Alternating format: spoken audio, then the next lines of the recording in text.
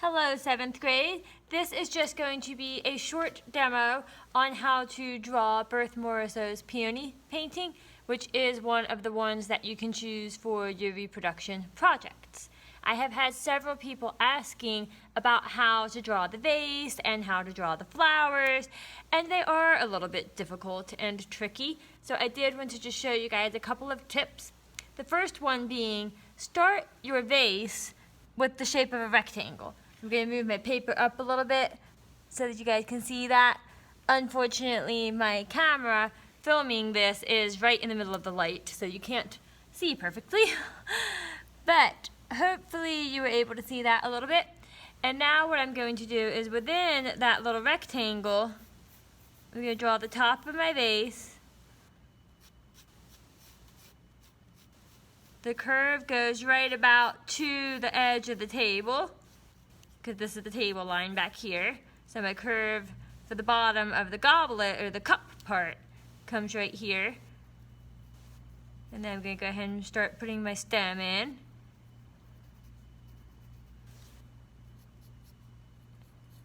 And then the bottom is going to be similar to the top. It's going to be an ellipse. So that would be one way of drawing in the vase. And now I can just erase that rectangle, those guidelines, and erase the table line that goes behind the vase, because I don't need any of that anymore.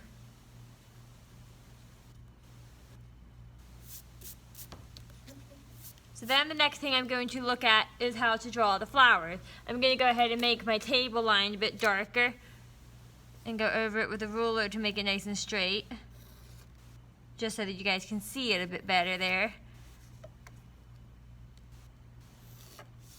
Then that little diagonal table line that she has in there as well.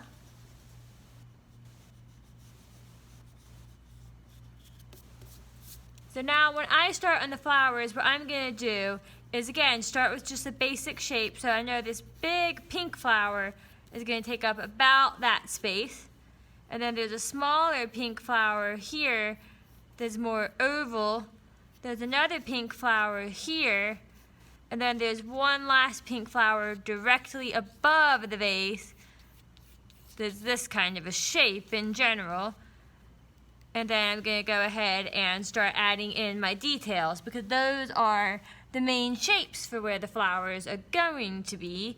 So I'm going to actually start with this particular flower. Now remember, this is an Impressionist painting, so it's okay if you don't have all of the detail in there. You do want to have enough detail that you can tell which painting it is. But again, it's okay if you don't have every teeny detail. So don't stress yourself out unnecessarily by thinking you have to have all those details in there. And some of the detail will get added as we start adding paint.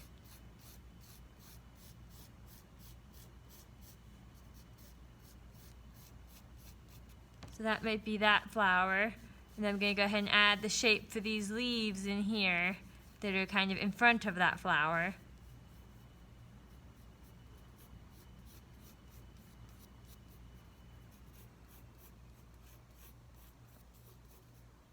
And then this one has its own little stem that kind of comes down also into the vase.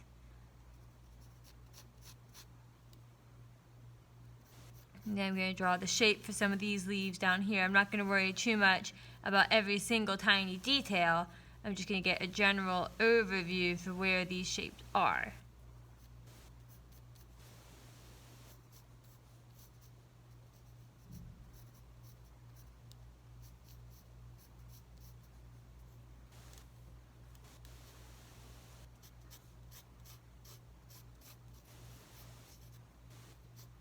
So I'm going to fill in some of the green shapes that are inside of my vase now.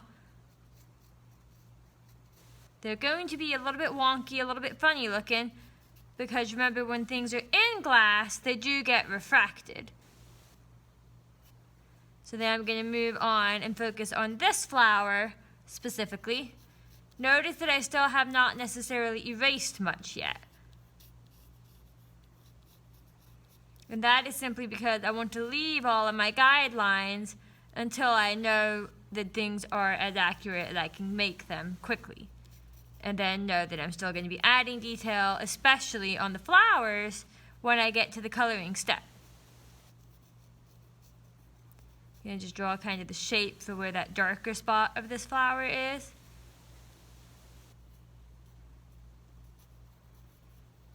Because again, most of the petals on the flower I'm going to add in once I start painting. So I'm just going to get a couple of these petals back here on the bud.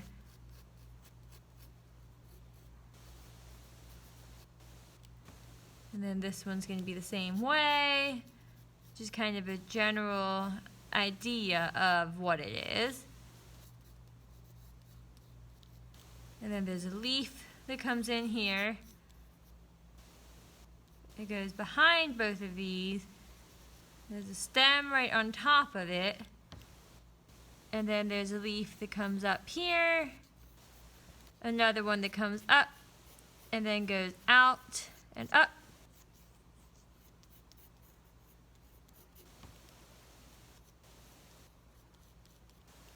And then there's a leaf that comes up here and goes up towards this flower.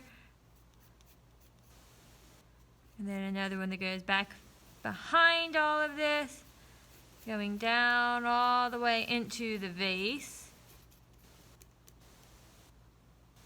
So now my next step is going to be to go back in and erase some of the lines to clear up and clean up some of my detail, so that when I am ready to start adding paint, I know a little bit more about where I'm putting each thing. So I'm just going to erase some of the lines that I feel like I don't need because I have changed those shapes and made them more specific. I'm not going to worry too much about erasing every line, because part of Impressionism is that you can see some of the lines. It's quick, it's fast. You're capturing that one little moment. So the same is true here. I'm not going to worry too much about making it 100% perfect.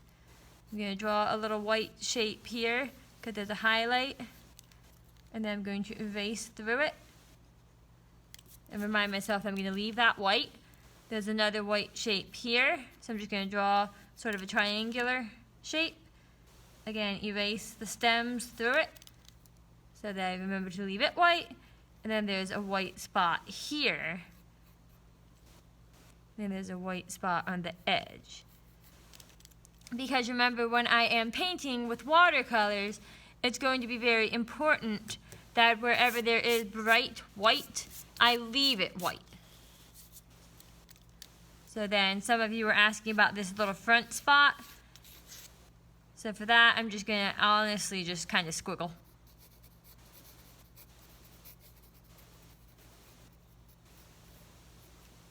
Knowing that when I go in with paint, that squiggle will become more like the squiggle that she has.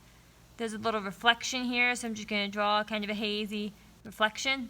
There's also a shape here that looks kind of swishy, for lack of a better word. So then at this point, I would be ready to go ahead and start painting this particular image. And I will take a picture of this and post it on Google Classrooms as well, so that you can see it a little bit better, because I know the lighting is not perfect on this demo. But hopefully that helped you understand a little bit of how to get some of those flowers in there, showed you a way to get the vase in there, and helped to remind you to make sure that you mark where your highlights are so that you keep those areas white.